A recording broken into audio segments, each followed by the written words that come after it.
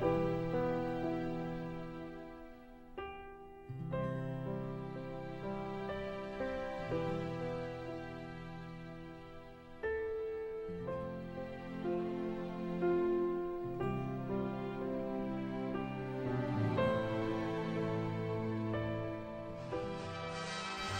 to the Hubert D. Simmons Negro Leagues Baseball Museum of Maryland. Here you will find an exhibit of hundreds of photos, figurines, jerseys, game balls, and video highlighting the greatness and the glory of the Negro Leagues. Negro League Baseball is officially chronicled as operating between 1920 to 1960, but it all started in the late 1800s as an underground circuit designed to showcase undervalued, talented players in an era when play with their white counterparts was prohibited. The Negro League was known for players like Satchel Paige, Jackie Robinson, Roy Campanella, and Minnie Minoso, but there were hundreds of men and women who made the league legendary. Women such as Toni Stone, Connie Morgan, Mamie Peanut Johnson, and team owners such as Effa Manley made their name in the boys-only club by remaining fearless despite the odds. Here's Mamie Peanut Johnson and her experience in the Negro Leagues.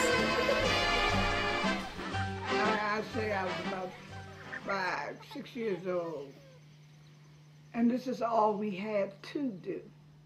You know, we didn't know anything about football, basketball. All we knew was baseball, and everybody was playing it. So, you know, you do what everybody else does. And this is how I got into this.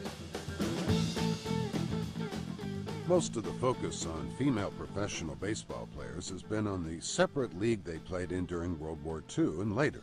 But 3 women played side by side with the men in the Negro Leagues. One of them, Mamie Peanut Johnson, was a pitcher for the Indianapolis Clowns in the early 1950s. We made our own balls, and with some twine and masking tape, and pulled the limb off the tree, you know. Back then, you made do with what you had.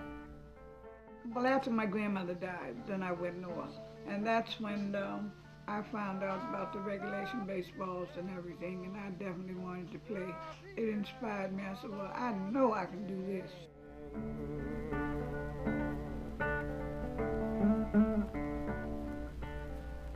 I'd rather be the devil than be that woman, man. I've never had anyone to tell me not to do this, or you can't do this. I've always been encouraged to do whatever I wanted to do. If you feel like you can do it, do it.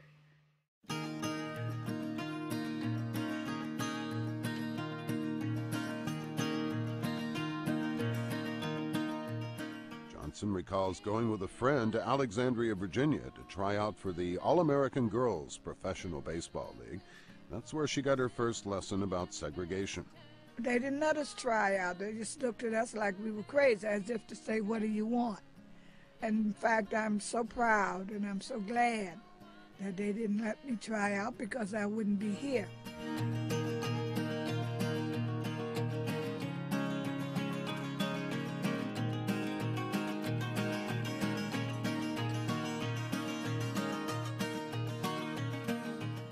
In 1953. 1953, and you're how old? Oh, I was 18. 18? Yeah. And they're going to send you away to spring training where? To Richmond. We would go there and we'd spring train for 3 weeks, and then we'd start our tour. You were going off to be with a whole bunch of guys.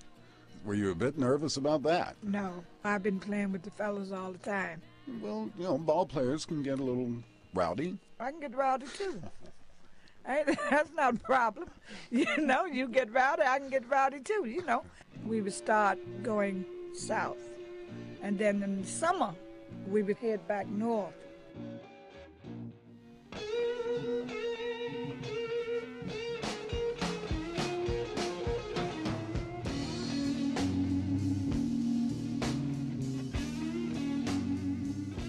We used to get together every now and then. If we had a layover and wasn't playing the next day, we'd go to the club or go to the dance. That's when Count Basie bands and Lionel Hampton, the big bands and things were out then.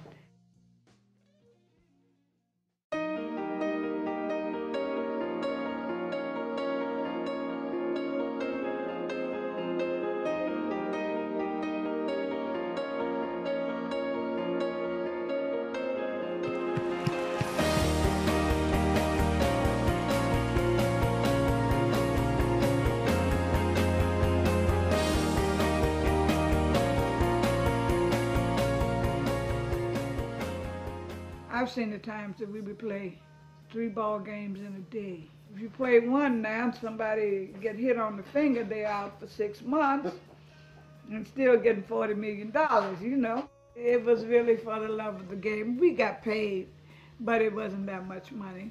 To me, it was just knowing I was good enough to be there. It was one of the most tremendous things in my life, believe me.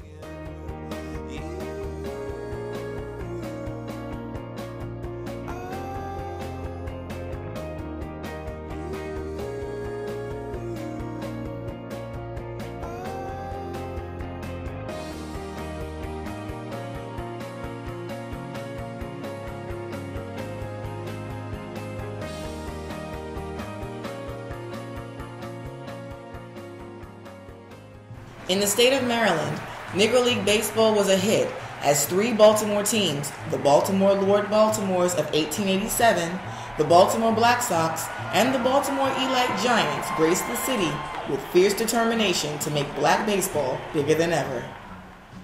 The Baltimore Black Sox was founded in 1916 and became one of 6 original teams to make up the Eastern Colored League. Labeled the $1 million infield in the press due to Ernest Boojum Wilson, Frank Warfield, Oliver Ghost Marcel, and Sir Richard Lundy, the Baltimore Black Sox would win 70% of their games and go on to win the American Negro League Championship in 1929. Notable players such as Satchel Paige, Stuart Slim Jones, and Pete Hill kept the financially troubled team afloat until it folded in 1934. The Baltimore Elite Giants was formed in 1920 by Tom T. Wilson in Tennessee, but moved to Baltimore, Maryland in 1938. The Elite Giants played competitively until 1950 with notable players such as Joe Black, Leon Day, Lester Lockett, Andy Porter, and Lonnie Summers gracing the diamond. The team pronounced their name as Elite to sound like the word light, but elite they were nonetheless. In 1947, Jackie Robinson broke color lines and became the first African-American player drafted to the major leagues as a Brooklyn Dodger.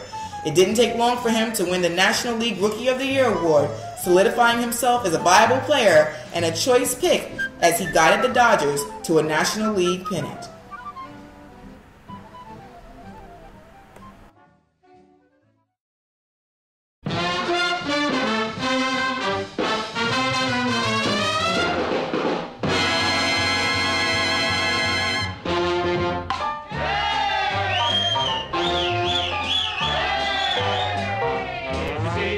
Robinson hit that ball.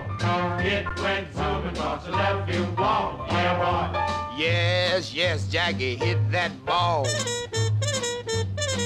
From his bat, the crowd went wild because he knocked that ball a solid mile. Yeah, boy. Yes, Jackie hit that ball. Satchel Paige is mellow, so is Campanello, Newcomb and Dobie too. But it's a natural fact, when Jackie comes to bat, the other team is through. Did you see Jackie Robinson hit that ball? Did he hit it? Yes, and that ain't all. He's no home. Yes, Jackie's real gone.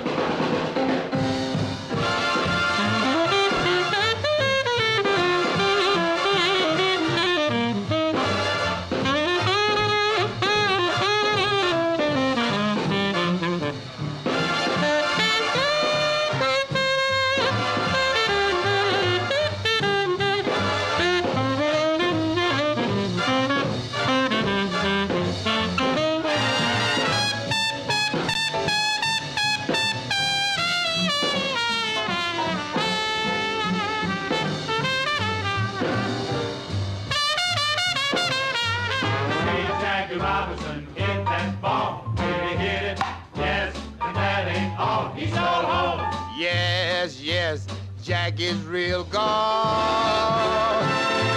Jackie is a real God guy.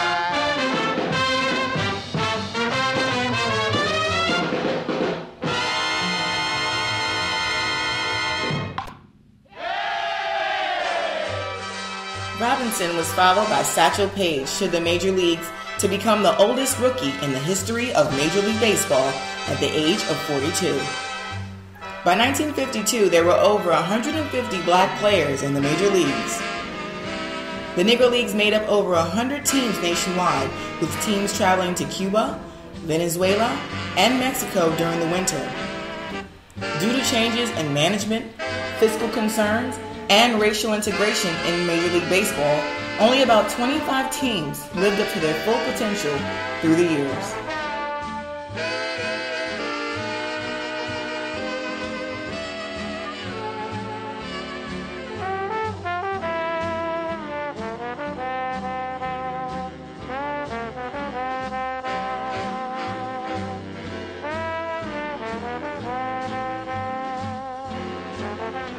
The Negro Leagues, which is often forgotten as a part of American history, started with men wearing burlap uniforms who were paid a meager 50 cents per game. Today, their memory is priceless. We thank you for your visit to the Hubert V. Simmons Negro Leagues Baseball Museum of Maryland and your continued support to keep the legacy of these men and women alive.